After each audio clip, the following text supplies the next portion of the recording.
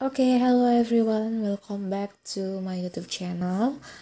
Pada video kali ini kita akan mempelajari tentang materi zat aditif dan zat adiktif. Video ini akan dibagi menjadi dua video, yaitu video pertama tentang zat aditif, video kedua tentang zat adiktif. Untuk itu terus ikutin video ini ya. Ketika kita memilih sebuah makanan, biasanya kita akan lebih mudah tertarik karena rasanya yang sangat enak, warnanya yang menarik, aroma yang menggugah selera, atau kemasannya yang menawan. Agar memenuhi tujuan tersebut, biasanya si pembuat makanan menambahkan zat-zat tertentu di dalamnya. Zat-zat tersebut disebut dengan zat aditif. Penambahan zat-zat tertentu ke dalam makanan ada yang menguntungkan tetapi ada juga yang merugikan atau membahayakan. Oleh sebab itu, ketika memilih makanan dan minuman, harus memperhatikan zat tambahan yang terkandung di dalamnya. Zat aditif. Zat aditif merupakan bahan yang ditambahkan dengan sengaja ke dalam makanan atau minuman dengan jumlah kecil saat pembuatan makanan. Penambahan zat aditif ini bertujuan untuk memperbaiki penampilan, cita rasa, tekstur, aroma, dan untuk memperpanjang daya simpan. Selain itu, penambahan zat aditif ini juga dapat meningkatkan nilai gizi makanan dan minuman seperti penambahan protein, mineral, dan juga vitamin. Berdasarkan asalnya, zat aditif pada makanan dapat dikelompokkan menjadi dua, yaitu zat aditif alami dan zat aditif buatan. Zat aditif alami. Zat aditif alami adalah zat aditif yang bahan bakunya berasal dari makhluk hidup. Misalnya zat pewarna dari tumbuhan, penyedap dari daging hewan, pengental dari alga, dan sebagainya. Sebaliknya, zat aditif buatan bila digunakan melebihi jumlah yang diperbolehkan dapat membahayakan bagi kesehatan tubuh, di mana zat aditif buatan ini diperoleh melalui proses reaksi kimia yang bahan baku pembuatannya berasal dari bahan-bahan kimia. Zat aditif pada makanan dan minuman dapat dikelompokkan menjadi pewarna, pemanis, pengawet, penyedap, pemberi rasa, pengental, dan pengemulsi. Yang pertama yaitu pewarna.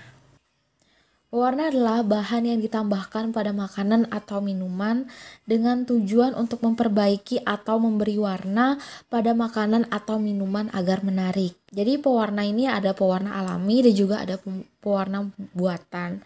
Pewarna alami ini adalah pewarna yang dapat diperoleh dari alam, misalnya dari tumbuhan dan hewan.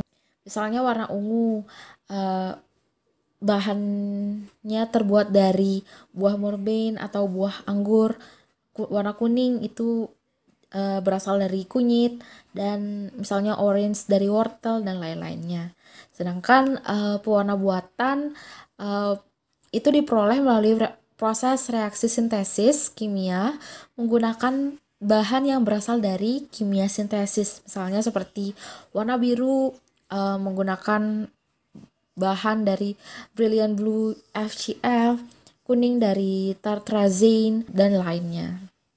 Saat ini sebagian besar orang lebih memilih menggunakan pewarna buatan untuk membuat aneka makanan dan minuman yang berwarna, di mana bahan pewarna buatan dipilih karena memiliki beberapa keunggulan dibandingkan pewarna alami, seperti harganya yang murah, praktis dalam penggunaannya, warnanya lebih kuat, jenis lebih banyak, dan warnanya tidak rusak karena pemanasan. Penggunaan bahan pewarna buatan untuk makanan dan minuman harus melalui pengujian yang ketat untuk dikonsumsi oleh konsumennya. Contoh penggunaan pewarna buatan yang tidak sesuai peruntukan adalah penggunaan pewarna tekstil untuk makanan yang dapat membahayakan kesehatan konsumen. Bisa kalian lihat, ini terdapat tabel jenis-jenis pewarna buatan yang dilarang digunakan dalam makanan atau minuman. Bisa warna biru itu ada Indrader, Trend Blue RS, dan lain-lain. Biasanya warna buatan yang dilarang digunakan itu seperti warna-warna seperti ini nih, yang mengandung rodamin. Dia sangat berbahaya, warnanya itu sangat mencolok. atau kalian juga pernah melihat pewarna pakaian seperti ini. Oke, selanjutnya yaitu pemanis. Pemanis merupakan bahan yang ditambahkan pada makanan atau minuman sehingga dapat menyebabkan rasa manis pada makanan atau minuman. Bahan pemanis ada dua jenis, yaitu pemanis alami dan pemanis buatan. Pemanis alami yang umumnya digunakan untuk membuat rasa manis pada makanan dan minuman adalah gula pasir atau sukrosa, gula kelapa, gula aren, gula lontar, dan gula bit. Selanjutnya itu pemanis buatan. Pemanis buatan mempunyai rasa yang manis hampir sama atau lebih manis dibandingkan dengan pemanis alami. Pemanis buatan dibuat melalui reaksi kimia tertentu sehingga dapat dihasilkan senyawa yang mempunyai rasa manis. Beberapa contoh pemanis buatan adalah siklamat, aspartem, kalium asesulfat, dan sakarin. Bisa kalian lihat juga terdapat tabel perbandingan tingkat kemanisan pemanis buatan. Dan juga pemanis-pemanis ini mempunyai tingkat kemanisan yang lebih besar dibandingkan dengan gula pasir. Pemanis buatan dapat digunakan untuk menggantikan pemanis alami bagi orang-orang yang tidak diperbolehkan mengkonsumsi pemanis alami seperti penderita kencing manis atau diabetes mellitus. Selain itu, pemanis buatan tidak menghasilkan kalori dalam tubuh sehingga sering digunakan oleh orang yang sedang diet.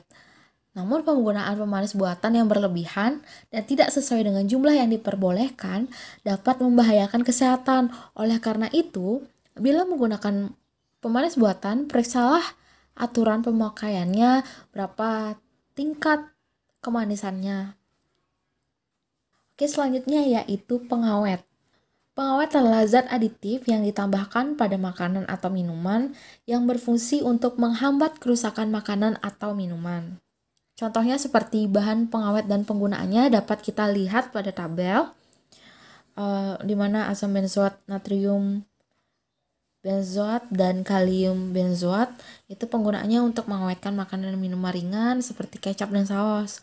Terus asam askorbat untuk mengawetkan daging olahan, kaldu, dan buah dalam kaleng. Natrium nitrat atau NaNO mengawetkan daging olahan dan keju dan juga sebagainya. Selanjutnya yaitu penyedap makanan. Penyedap makanan adalah bahan tambahan makanan yang digunakan untuk meningkatkan cita rasa makanan. Adapun bahan makanan alami yang umumnya digunakan adalah seperti garam, bawang putih, bawang merah, cengkeh, pala, merica, cabai, laos, kunyit, ketumbar, serai, dan kayu manis. Pada makanan berkuah, kaldu dari daging dan tulang pada umumnya digunakan sebagai penyedap. Selain penyedap alami, juga terdapat penyedap buatan. Penyedap buatan yang umumnya digunakan pada makanan adalah vetsin yang mengandung senyawa monosodium glutamate atau MSG atau monosatrium glutamate atau NNG atau yang biasa dikenal dengan micin.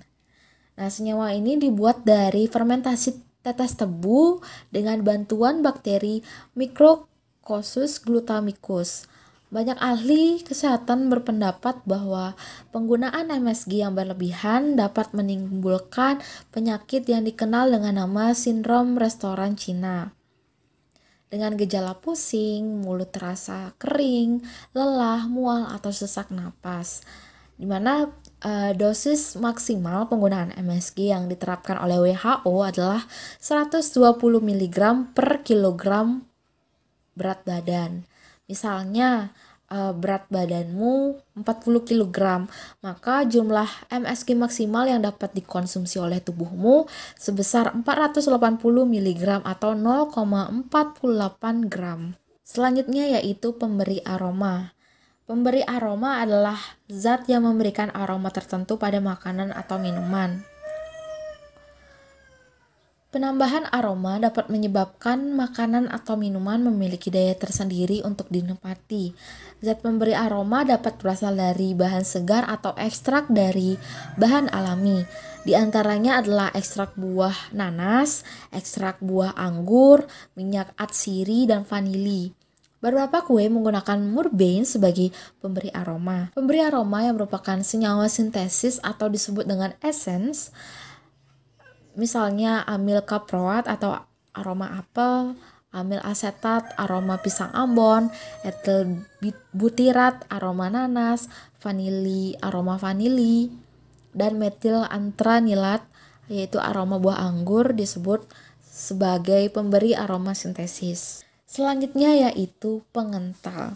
Pengental adalah bahan tambahan yang digunakan untuk menstabilkan, memekatkan, atau mengentalkan makanan yang dicampurkan dengan air, sehingga membentuk kekentalan tertentu. Bahan pengental alami misalnya pati, gelatin, gam, agar-agar, dan alginate. Dalam memasak capcay diberikan larutan pati. Selain pada capcay, pengental biasa ditambahkan pada pembuatan permen karet yang umumnya menggunakan pengental gam. Selanjutnya yaitu pengemulsi. Pengemulsi adalah bahan tambahan yang dapat mempertahankan penyebaran atau dispersi lemak dalam air dan sebaliknya. Minyak dan air tidak saling bercampur, namun bila ditambahkan sabun kemudian diaduk keduanya dapat dicampur. Sabun dalam contoh tersebut disebut sebagai zat pengemulsi. Contoh zat pengemulsi makanan adalah letisin yang terkandung dalam kuning telur maupun dalam kedelai. Letisin banyak digunakan dalam pembuatan mayones dan mentega. Apabila tidak ditambahkan zat pengemulsi, lemak dan air pada mayones dan mentega akan terpisah. Nah, cukup sekian dulu pembahasan kita pada materi zat aditif. Untuk selanjutnya, kalian bisa menonton part 2-nya tentang pembahasan zat adiktifnya. Terima kasih sudah menonton video ini. Jangan lupa like, comment, dan subscribe channel ini. Terima kasih.